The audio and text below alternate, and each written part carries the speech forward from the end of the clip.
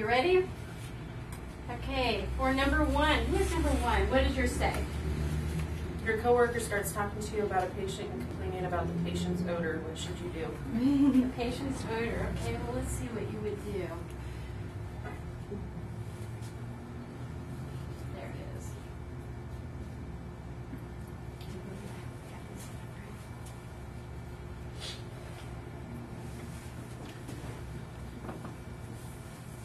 Come on, you can do it. Can you read that okay? Mm-hmm. Violation number one. Oh my God, I was thinking this patient. And it's loading. It's okay. She's got C. diff, and I can tell she's just going to run me all day long. And she's going to be a bad one, I can tell. No, did you bring your nose card? I probably should. Oh, I'm sure you will. I'm sure. This is taking forever. Do you want to take the stairs? Yeah, let's just go take the stairs. Okay.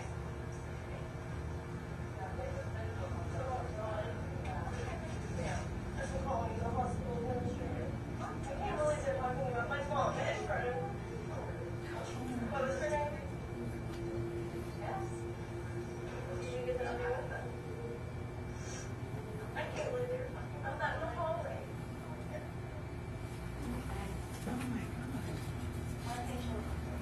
Okay.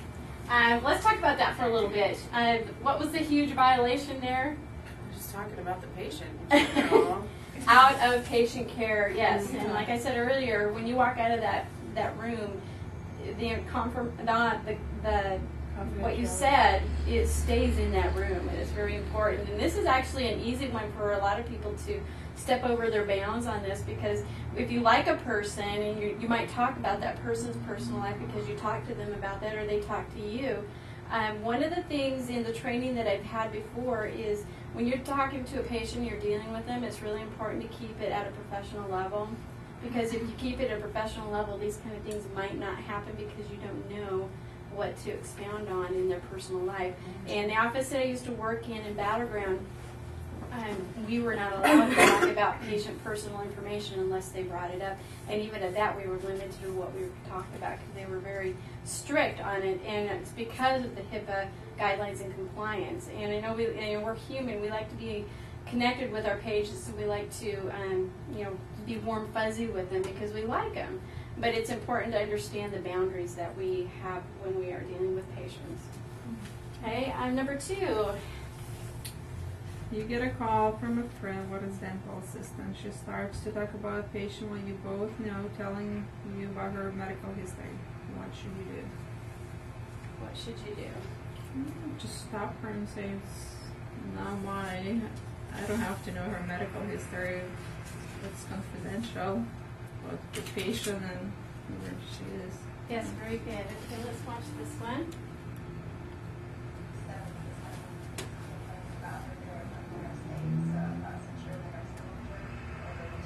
Did you hear what she said? She was telling her that the patient had a complaint about the nurse aide and that she wasn't getting the assistance she needed.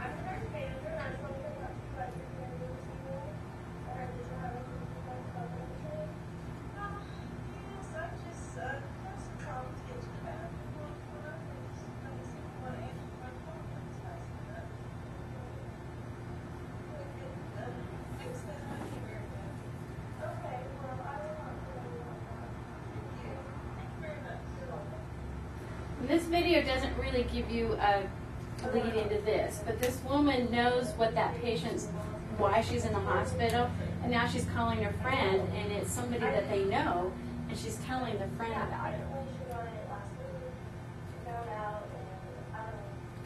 I'll let you know when I find out more. They're going to do some more tests and see how she's doing. Okay, I'll let you know. Is it really wrong to be concerned about somebody's health and somebody's welfare?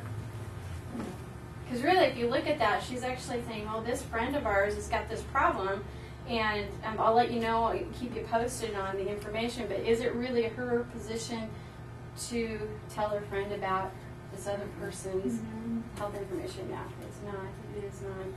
Okay, doctor. The integration of computers into operatories provides staff benefits in treating patients. What kinds of things can be done to prevent HIPAA violations in each of the areas you have computers located? Okay, and before you answer that, let's watch this one and then one more.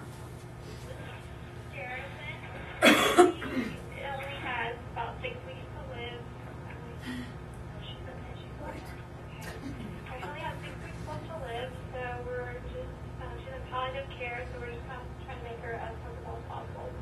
I gave her a dose, the last dose of morphine at 0600. So, but same thing, just keep her clean after the mouth movements and everything. She's good. Garrison, I heard you have 6 weeks to live. What happened to you? Well, good luck. How many times do we ever catch ourselves talking in the hallway about somebody and then not realize somebody else might be listening? It's a whisper.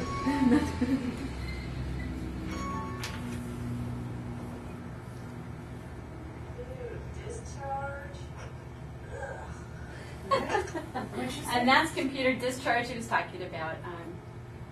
She saw something in a patient's record that had to do with a patient's, chart and what was written in it, and she made a comment about it. So, doctor, do you have any answer to your question? Password protected, and you need to exit out of the screen so somebody can't come by and that doesn't need to be seeing it. That's a really good So answer. that's it. That's really good. Password protected is a great idea. It's a great way to protect PHI. And then visually, and sometimes it's a good idea to be a patient and walk through and see what the patient sees so that you can clue into those areas that might be a breach of HIPAA compliance. And like where the monitor is sitting, and stuff like that. And so that's something that we have to look at and something we'll kind of talk about a little bit later.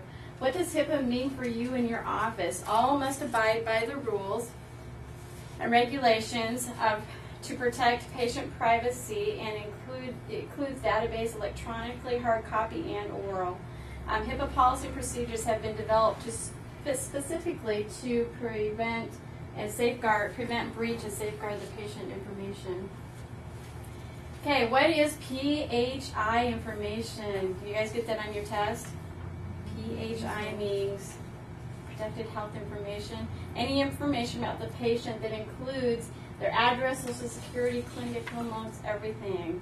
And that PHI can be a part of a transaction, email, fax, and correspondence. And you guys are really good about shredding. I know you guys are really good about that, and you keep it in a file, so you guys can do really quite well with that. Okay, question. First question on your test. What is the abbreviation for the program, HIPAA program, in federal law? Which one? Did you guys get it right? First one? HIPAA. Okay, can you press the next arrow? Did everybody get that one right? Yes, it's the first one, number 1. Did anybody not get that right? No? Everybody got it wrong. I know Michelle got it right. Did you get yours right? Where's your test at?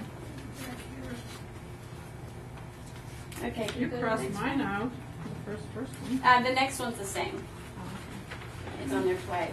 I always spell mine. Okay, what is HIPAA besides, what does HIPAA stand for? HIPPA. What does it stand for? 1, 2, 3, or 4?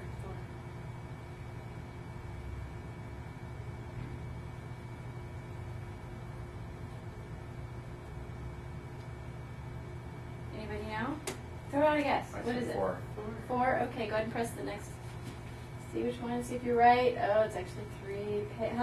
Health Insurance Portability Accountability Act. This one actually throws a lot of people. The insurance and information, it's actually insurance. It is insurance. Okay, next one.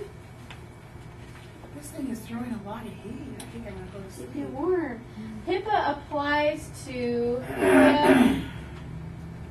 Anybody want to throw an answer out? Which one do you think it is?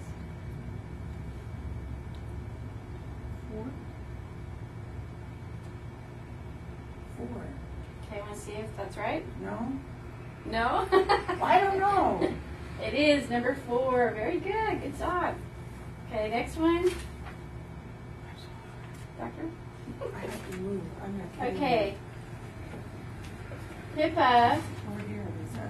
does not apply or affect any business entity in our organization. Do you think it's that one? Contains protective guidelines for confidential or protected health information. I think it's 2. You think it's 2? Anybody else? Oh, it 2. is. Way to go, doctor. Okay, next one. Okay, what is protected health information, PHI? What is it specifically? 4. Number 4? Anything else? Okay, anybody disagree? I think it's 4. Oh, it is. Look at that. You guys are so smart. Okay, what is protected health information? Did we already do that one? Go to the next one. What is the HIPAA security standards rule? Now, that's the one that came after HIPAA was established and was required by 2003 and had to be in compliance at 2006. I gave you the answer, didn't I? Right? It's to be complied by April 21st, 2005 with an extra year for small payers. Is that, Mhm. that's what I said? Yes, that's the one. That's what I said.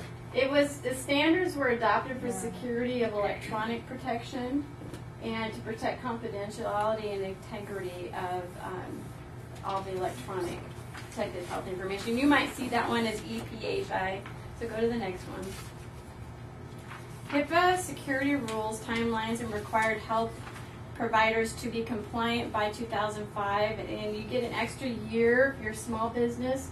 It was actually quite spendy and very expensive to comply in the initial beginning because we had to come up with all the forms, didn't we? We had to come up with all the forms to have the patient sign and get it all figured out because they didn't really, they gave us the laws, but they didn't give us the tools to comply to the laws. You remember that? Remember having to go through all that? You don't? You remember having to go through all that? No, Shane didn't do No? any of that. Really? Didn't Shane do any of They that? didn't do anything with him. Things were established by the time I came to work here. Oh, were they? 03. I think Linda Well, had it in initially, they gave us the law, but they didn't give us the tools to comply to the law, and that's what the real big hurdle was, and why they gave 7 years to be able to do that. And sometime in the future, I'm getting ready, but not until after April. Okay, do nothing at the present time. Oh, this is a test. Never mind. I'm sorry. Okay, HIPAA security rule timeline requires health providers to do what? Number 1. Number 1? Okay. The security standard rule, anybody know the answer to this one? I said I said 4. Okay, you want to see if that's it? Yay! Good job. Very good.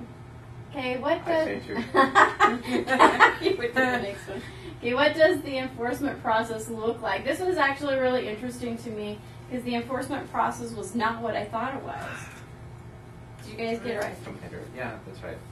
That's what I thought. Yeah, it's actually primarily compliant based or driven because unless somebody complains about HIPAA violation, nobody's going to know. There's nobody checking up on this. We are required to do it, but nobody's checking that we are doing it. But the catch on this is if anybody complains about something in our office that demonstrates that there's a violation, HIPAA violation, then we are held accountable, and that's where the penalties come in and your breach of HIPAA consequences are. So it's important to have training like what we're doing. It's important to have record of that training and keep that as part of an office manual, which I have put together for the office, as well as certificates for your completion of this course, as well as a manual that can keep record of it all for us. Okay, so go to the next one. Okay, HIPAA security standards rule. There's so many different rules. Which one?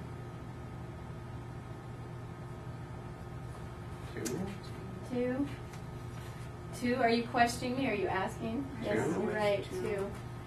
Adopt standards for the security of electronic protected health information to be implemented by healthcare providers, all healthcare providers. And that includes front office staff. because in a sense you guys are too. Okay, next one.